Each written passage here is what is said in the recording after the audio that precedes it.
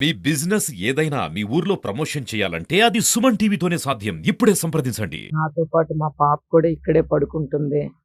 చాలా దారుణం. పడుకోలేకపోతున్నాం కూడా బయట వాతావరణము. చాలా ఇబ్బందికరంగా ఉంది. వాళ్ళ ఫ్యామిలీ పలాస నుండి వచ్చేసి ఎంటర్ అయిపోయి నాన్న స్టేట్మెంట్లు ఇచ్చుకొని వాళ్ళ అమ్మ గాని, వాళ్ళ బ్రదర్స్ గాని నాన్న న్యూసెన్స్ చేస్తున్నారు. చాలా ప్రాబ్లమ్ ఫేస్ చేస్తున్నాము. భగవంతుడు ఉన్నాడు. వాళ్ళు మా వల్ల ఈరోజు ఒక పొజిషన్‌లో ఉండి, నా కుటుంబానికి, నా పిల్లలకే వాళ్ళు మోసం చేసే పరిస్థితి ఈరోజు కనిపిస్తుంది. దానికి దేని పని దానికి కాలమే నిర్ణయిస్తుంది. కొద్దిగా మేము పేషెన్సీ పట్టాలి కాబట్టి, మేము ఓపికగా వెయిట్ చేస్తున్నాం. శ్రీను గారు కూడా ఇష్టానుసారంగా స్టేట్మెంట్లు ఇచ్చుకొని వెళ్ళిపోతున్నారు. ఆయనకెప్పుడూ అలవాటే. వాళ్ళ అమ్మగారికి, అతనికి గాని మంచి, చెడు, పద్ధతి, పాడు ఆళ్ళ అమ్మగారు అంటారు 5,00,00,000 ఇచ్చేసారు, 4,00,00,000 వాళ్ళ మొఖాలు ఎప్పుడైనా కోట్లు చూసుకునే మొఖాలేనా? అలాంటి వాళ్ళు అలాంటి మాట్లాడతారు. నిజంగా ఆ కోటీశ్వరులు, డబ్బులిచ్చినోళ్ళు, డబ్బులున్నోళ్ళు అట్లా మాట్లాడరు. ఎవరికైనా కోట్ల రూపాయలుండి ఎవరికైనా ఇచ్చుంటే నిజంగా వాళ్ళ ఆవిడ మాట్లాడింది కదా! 5,00,00,000 ఇచ్చారు, 4,00,00,000 ఆళ్ళ ఇన్‌కమ్ టాక్స్ రిటర్న్స్, వాళ్ళకుండే పరిస్థితులు అవన్నీ తీయమని చెప్పండి. వాళ్ళకుండే సమస్యలు, వాళ్ళకుండే అప్పులు, వాళ్ళ పరిస్థితులు తీస్తే ఆళ్ళు ఎవరెవరికి ఏం కోట్లు ఇచ్చారో కూడా తెలుస్తుంది. వాళ్ళ పరిస్థితులే దారుణమైన పరిస్థితులు. వాళ్ళు మాకు కోట్లు ఇచ్చారని చెప్పడం, ఈ ఇల్లు కట్టారని చెప్పడం, ఏంటిది? ఎటు దారి తీస్తుంది? అంటే ఈళ్ళందరూ కూడా మా ఫైనాన్స్‌ని టార్గెట్ చేస్తూ శ్రీను గారికి ఏ డబ్బులేవో సంపాదించుకుంటున్నారని ఒక వాయిస్ అనేది ఈళ్ళ పోర్ట్ వల్ల ఏవో ఫైనాన్స్ వచ్చిందని ఒక వాయిస్ ఉండడం బట్టి వాళ్ళ కుటుంబ సభ్యులు దూరిపోయి, లేపోతే బయట వ్యక్తులు దూరిపోయి ఏవేవో ఒక సం ఆశించుకొని ఇట్లాంటి మాటలు ఆడుతున్నారనేది నాకనిపిస్తుంది. వాళ్ళ సంగతులు తెలీవమ్మా.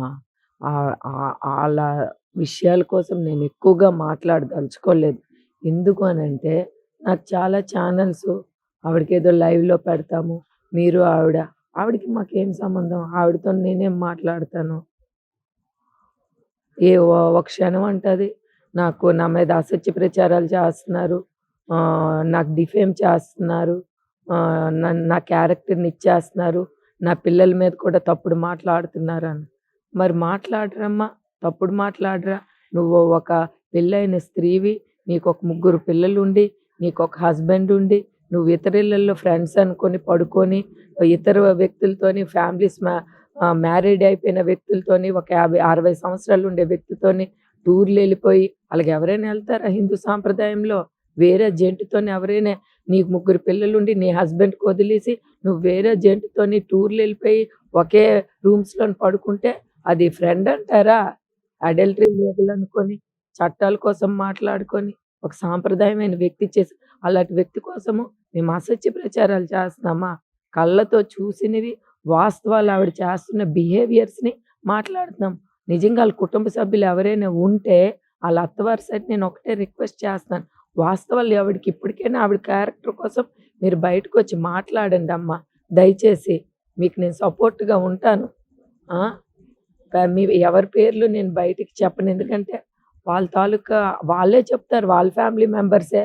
ఏంటి అనంటే ఈవిడ మా ఇంటికొచ్చి ఎందుకనంటే దివ్వల గౌరయ్య గారు ఒక గౌరవమైన లాయర్ టెక్కల్లో. మా దురదృష్టం ఇలాంటి వ్యక్తి మా ఇంటికొచ్చి మా పరువు తీసిందమ్మా అని వాళ్ళ కుటుంబ సభ్యులే నాతో మాట్లాడిన సందర్భం. నిన్నే కూడా ఆవిడ మీడియాలో చెప్తుంది. వాళ్ళు పడరు మాకు. వాళ్ళ బావగారు పడరు. వాళ్ళు ఎందుకు పడరు? ఇదే. ఇలాంటి ఇల్లీగల్ క్యారెక్టర్స్ ఉన్నాయి కాబట్టే వాళ్ళ ఫ్యామిలీ మా పరువు తీసింది.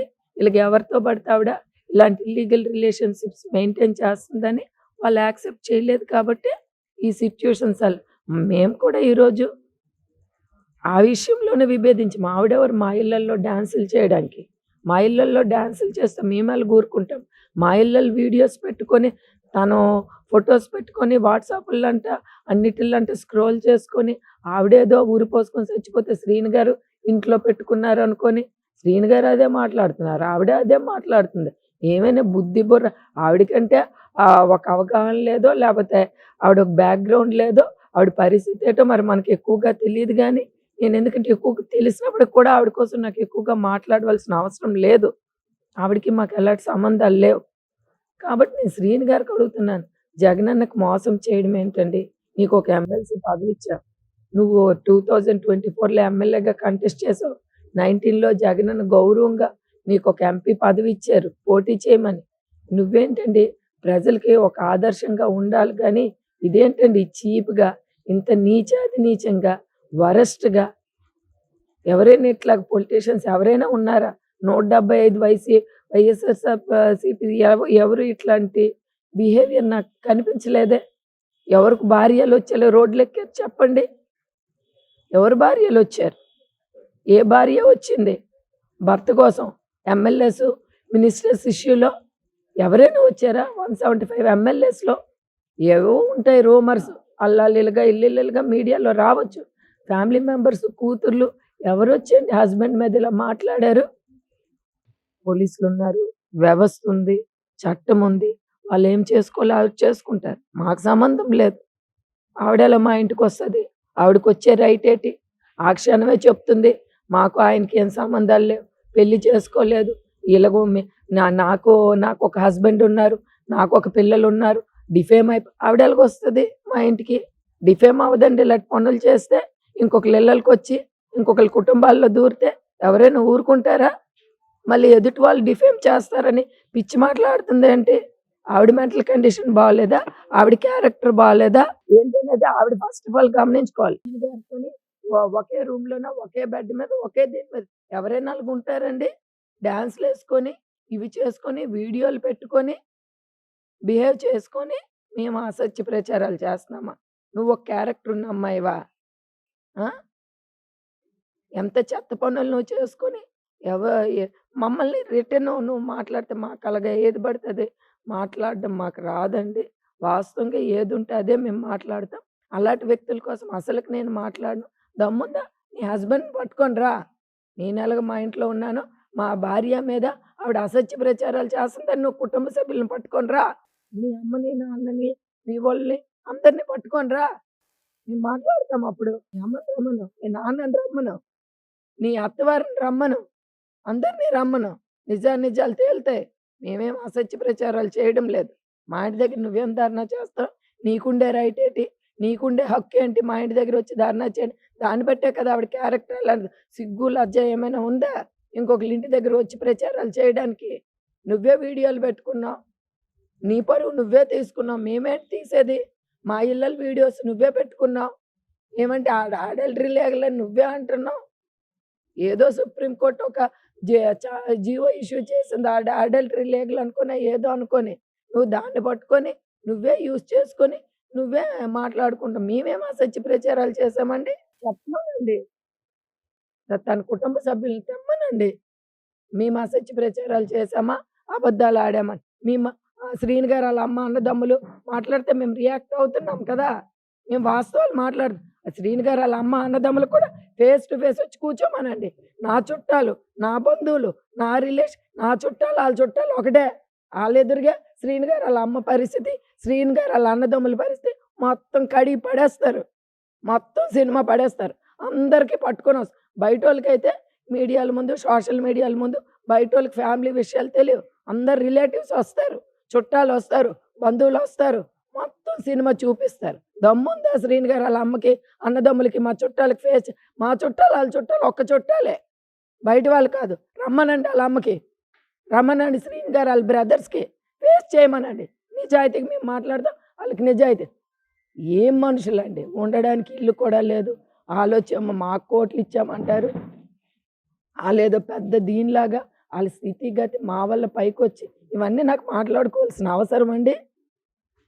ఆవిడ మాట్లాడేటప్పుడు, వేదిక ఎక్కేటప్పుడు ఎంత ఒక 80 సంవత్సరాలు ఆవిడ. ఎంత గౌరవంగా ఉండాలండి? ఏ మీడియా ఎళ్లి "అమ్మా నీకడిగారా? నీకడిగారా? అమ్మా ఏటి మీ కోడలు సంగతని అడిగారా?" నువ్వేటండి మీడియా ముందుకొచ్చేసి వయసుకి పద్ధతి అందుకే నీ ప్రవర్తన అలాగుంది కాబట్టి నీ పిల్లలు తల్లి బట్టే పిల్లలంటారు. తండ్రి బట్టి పిల్లలనరు. తల్లి బట్టే పిల్లలంటారు. నువ్వు అలాంటి పెంపకాలు పెంచి నీది అలాంటి క్యారెక్టర్ కాబట్టే నీ పిల్లలు ఈరోజు ఈ పరిస్థితుల్లో ఉన్నారు. ఇది అంత నీ నీ వ నీ నీ నీకేమి ఒక పిల్లలంటే అభిమానం లేదు. ఒక మనవలంటే అభిమానం లేదు.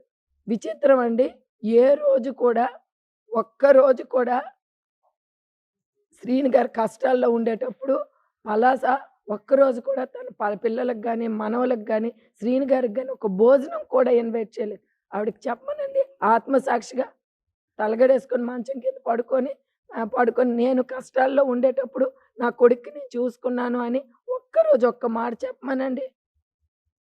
మొత్తం మా పేరెంట్స్ చూసుకొని మా డ్యాడీ అనేవారు, "ఎల్లమ్మా శ్రీనుకి చెప్పు వాళ్ళ ఇంటికెళ్ళి" ఒక పండక్కెళ్ళేవాడు కాదు ఆళ్ళిళ్ళలకి. ఎళ్ళడానికి ఏం లేదు ఆళ్ళకి. ఆడెళ్ళి ఏంటుంటాడు? పడుకోవడానికి లేదు, ఉండడానికి లేదు. ఏముంటాడు? మా వల్ల ఆళ్ళు డెవలప్‌మెంట్ అయ్యి, మా వల్ల ఆళ్ళు కౌన్సిలర్స్ అయ్యి, మా రాజకీయాల్లో మేము డెవలప్ అయిన తర్వాత వాళ్ళొక పొజిషన్‌కెళ్ళి అక్కడ పలాసలో కౌన్సిలర్ స్థాయికి ఎదిగి, ఈరోజొచ్చేమో ఆడంటే నాకు ఇల్లు కట్టాడట ఇక్కడ. అర్థం పర్థం ఉందండి. ఆళ్ళకెందుకండి మా విషయాలు? మా పర్సనల్ ఏమనంటే చూడు మేము అన్నదమ్ములైతే ఇలా బిహేవ్ చేస్తారా? అన్నదమ్ములు ఎంతమంది షైన్ అయినోళ్ళు ఆదర్శంగా ఉంటారు. ఎంత చక్కగా కుటుంబాలను గౌరవంగా ఉంచుతారు. కింద నుండి మీదకొచ్చి వాళ్ళు నిజంగా వాళ్ళ కాళ్ళ మీద వాళ్ళు కష్టపడి పైకొచ్చినోళ్ళు ఎవరు ఇలా బిహేవ్ చేయరు. భయభక్తులతో ఉంటారు. వాళ్ళ అన్న మీద డిపెండ్ అయ్యి బతికారు కాబట్టే ఇలాంటి న్యూసెన్స్ చేస్తున్నారు. ఫ్యామిలీని డివైడ్ చేసి ఎలాగో ఒకలాగా మా తాలూకు ఇవి వాళ్ళు లబ్ధి పొందాలని చూస్తున్నారు కాబట్టే మా ఫ్యామిలీ మ్యాటర్స్‌లో దూరుతున్నారు. లేకపోతే మా ఫ్యామిలీ మ్యాటర్స్‌లో దూరవలసిన పనేటండి? నా నా ఇల్లని అంటున్నాడు. ఆళ్ళ అన్న మా తమ్ముడు కట్టాడని అంటున్నాడు. ఆళ్ళ అమ్మ అంటుంది మా చిన్న కొడుకు కట్టాడు అంటున్నాడు. ఏటల్ ఇన్‌కమ్ టాక్స్ రిటర్న్స్ చూపించమనండి. ఆయన బ్యాంక్ ట్రాన్సాక్షన్స్ చూపించమనండి. ఈ ఇల్లు వాల్యూ తీయమనండి. అతనికుండే డబ్బేటో చూపించమనండి. ఎలా కట్టాడో అప్పుడు తెలుస్తది. మా డబ్బులతో మేము కట్టామా? అతడొచ్చి ఇల్లు కట్టాడనేది లెక్కలు తేలుతాయి. అప్పుడు